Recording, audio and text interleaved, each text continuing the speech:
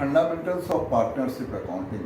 Fundamentals of partnership accounting शुरू करने से पहले हम लोग ये समझेंगे कि अगर पार्टनर्स का आपस में कोई एग्रीमेंट नहीं होता है, कोई डील नहीं होता है, तो इंडियन पार्टनरशिप एक्ट 1932 के 6 प्रोविज़न अप्लाई होते हैं जो कि पार्टनरशिप की वर्किंग को, अकाउंटिंग को अफेक्ट करते हैं।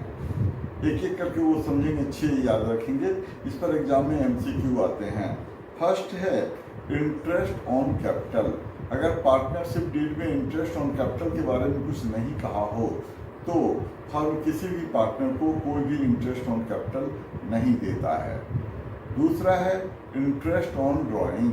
अगर इंटरेस्ट ऑन ड्राइंग के बारे में भी पार्टनरशिप डीड साइलेंट हो तो फर्म किसी भी पार्टनर की ड्राइंग पर कोई इंटरेस्ट नहीं चार्ज करता है। इंटरेस्ट ऑन लोन, ये तीसरा आइटम है। Interest on loan by partner. अगर कोई पार्टनर फर्म को लोन देता है तो अगर और कोई रेट ऑफ इंटरेस्ट क्वेश्चन में मेंशन नहीं हो तो 6% पर एनम। ये पर एनम पर स्पेशल अटेंशन देंगे। कई बार इस पर MCQ आ जाता है और बहुत सारे स्टूडेंट इसमें गलत करके चले आते हैं। फर्म को उस पर 6% पर एनम के रेट से इंटरेस्ट देना होता है। नेक्स्ट है salary to the partner.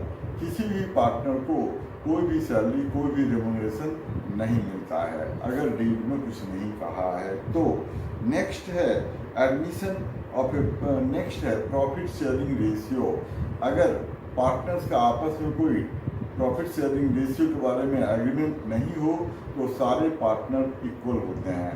Equal का मतलब 1/2, 1/2 अगर 2 पार्टनर हैं, 1/3, 1/3, 1/3 अगर 3 पार्टनर है। ऐसे ही जितने पार्टनर्स होते हैं डिनोमिनेटर में उसे डाल देते हैं, वो उनका इक्वल शेयर हो जाता है। Now admission of A partner.